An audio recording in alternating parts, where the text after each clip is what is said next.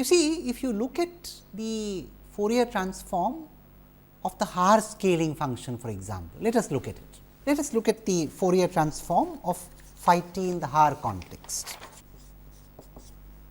Essentially, it is this, and the Fourier transform is easy to calculate.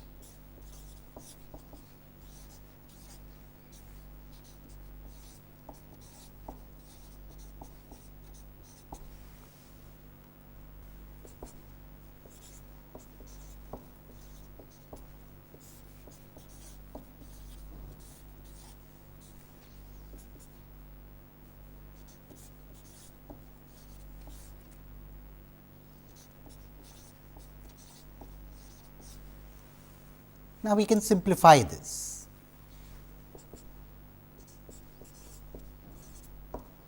Using the standard trick of taking out e raised to the power minus j omega by 2 term.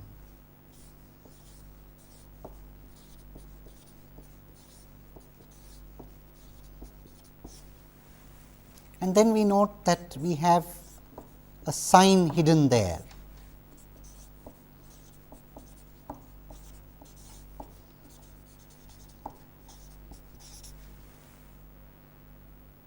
And doing away with the j's, we will have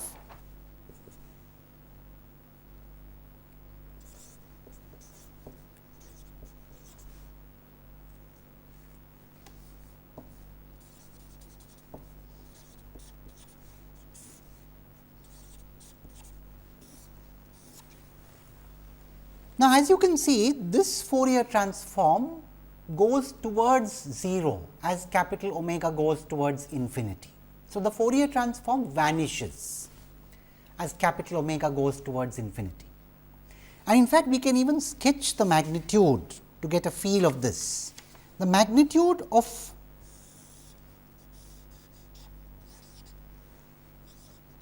phi cap omega looks like this. You see, at omega equal to 0, you will notice that one can use L'Hopital's rule and show that this is equal to 1 in magnitude.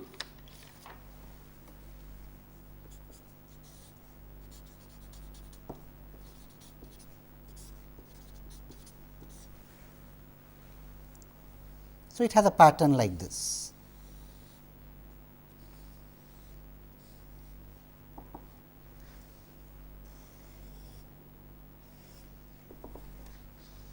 Of course, we know where this comes. This will come at omega by 2 equal to pi or at 2 pi. This would come at 4 pi and so on.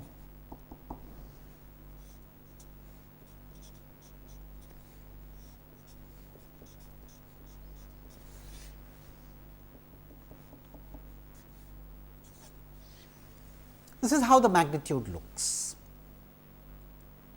Now, you know, this very clearly shows that phi has a concentration around 0 frequency.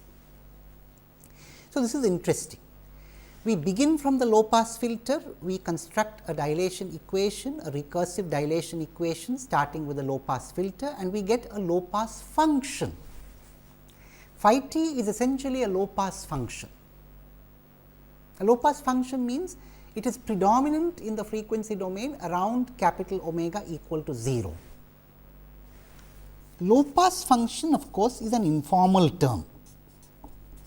You may always argue that after all it does have bands at higher frequencies too, but the point is its prominent bands are around 0, and the farther you go away from 0, the more the spectral magnitude drops off. In that sense, it is low pass. In fact, just as we tried to build the idea of ideality in a filter bank, we also would like to build the idea of ideality in this phi t. The ideal phi t is actually the ideal low pass function. It is a low pass function which is like a brick wall. So, in some sense, phi t in the spectral domain or phi cap omega for that matter is moving towards the ideal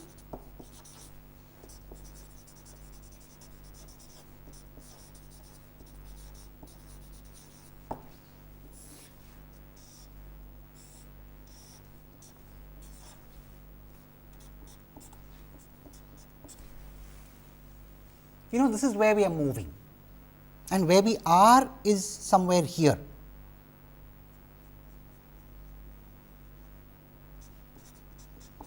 Very far away from it, of course. Not surprising, after all, that is what we saw in the Haar multi-resolution analysis too.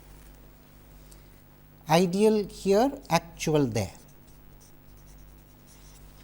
Now, once again, there is the same conflict that drives the engineer, the scientist, or the mathematician. We know that we want to go towards the brick wall ideal, but we also know the brick wall ideal is unattainable for various reasons.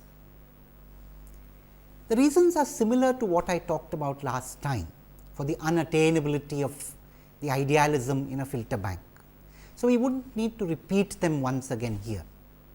However, what we will now do is to see what is the relationship, whether ideal or practical, what is the relationship between phi cap omega and the discrete time Fourier transform of the filter bank, low pass filter, in terms of construction. So, in other words, we have written down a dilation equation in the frequency domain, but we need to translate that dilation equation into a constructive step. How do we construct phi t given the low pass filter impulse response? In a way, if we do that, we have answered the question, how is the design of a filter bank related to the design of a multi-resolution analysis? So, let us do that. Towards that objective, let me put before you once again that infinite product here. So, now you also understand why phi cap 0 should not be 0. Phi cap 0 must be non-zero. In fact, phi cap 0 is very often the maximum value of the magnitude of phi cap omega, because of that low pass character. So, we have seen this low pass character in the Haar context. Now, we shall assume it to be true of most multi-resolution analysis and proceed from there.